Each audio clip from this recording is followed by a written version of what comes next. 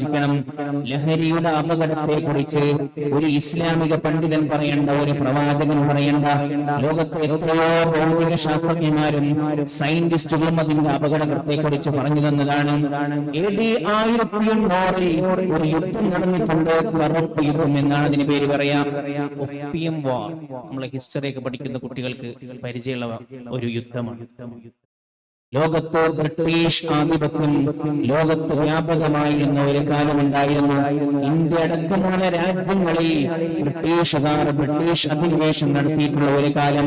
1800 കാലഘട്ടത്തിലാണ് ബ്രിട്ടീഷുകാർ ചൈന ലക്ഷ്യമാക്കി പോകുന്നത്.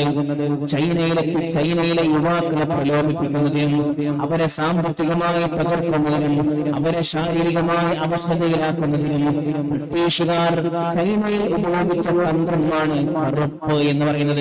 കറുപ്പ് വിൽപ്പന നടത്തുക, ഒപ്പിയം, ഇതൊരു ലഹരിയാണ്. ആ ലഹരി വ്യാപകമായി വിറ്റഴിക്കുക, എന്നിട്ട് സാമ്പത്തികമായ ലാഭമുണ്ടാക്കുക. ഈ ലക്ഷ്യവുമായി ചെന്ന ബ്രിട്ടീഷുകാരുടെ മുമ്പിലേക്ക് ചൈനയിലെ ഭരണാധികാരികൾ കിങ് രാജവംശം എന്നാണ് അവരെ പറയുക. ആ രാജവംശം ഈ സംഭവത്തിന് എതിര് നിൽക്കുകയും ഇതൊരിക്കലും അനുവദിക്കുകയില്ല എന്ന രാജവംശം പറയുകയും ചെയ്തു.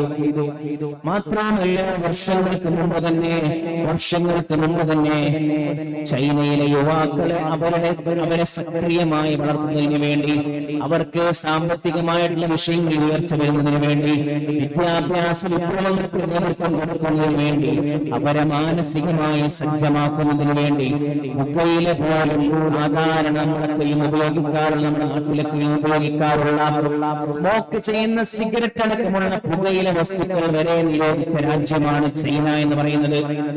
അത്രമേൽ ആ രാജ്യത്തിന്റെ ജനതയെ കെയർ ചെയ്യുന്ന ഭരണാധികാരികളുടെ മുമ്പിലേക്കാണ് ബ്രിട്ടീഷ് ഭരണാധികാരികൾ അടക്കമുള്ള ജനങ്ങൾ, സൈന്യങ്ങൾ കടന്നു വന്ന് തങ്ങളെ ഒപ്പിയം വിൽക്കാൻ അനുവദിക്കണമെന്നും ഇതൊരു വ്യാപാരമായി കൊണ്ടുവരണമെന്നും ഇതിൽ നിങ്ങൾക്കും ഞങ്ങൾക്കും സാമ്പത്തികമായ ലാഭമുണ്ടാക്കാമെന്നും ഒരുപാട് മോഹന വാഗ്ദാനങ്ങൾ രാജവംശത്തിന് മുന്നിൽ അന്നത്തെ ചൈനയിലെ ഭരണാധികാരികളുടെ മുമ്പിൽ അവതരിപ്പിച്ചിട്ടും യാതൊരു വിട്ടുവീഴ്ചയുമില്ല, ഒരിക്കലും അതിനെ സമ്മതിക്കില്ല എന്ന് ചൈനയിലെ ഗവൺമെന്റ് ആ രാജവംശം പറഞ്ഞപ്പോഴാണ് ബ്രിട്ടീഷുകാർ ചൈനക്കാർക്കെതിരെ യുദ്ധം പ്രഖ്യാപിക്കുന്നത്.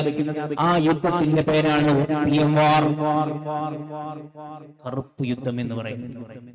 ആലോചിക്കി, ഒരു വിഭാഗം പറയാ തങ്ങളുടെ ജനതയെ സംരക്ഷിക്കാനും അവരെ സാമ്പത്തികമായി വളർത്താനും ഞങ്ങൾക്ക് ഈ കറുപ്പ് പോലെയുള്ള ഒരു നിലക്കും ഒരു പുകയില പോലും ഞങ്ങളുടെ ജനങ്ങൾ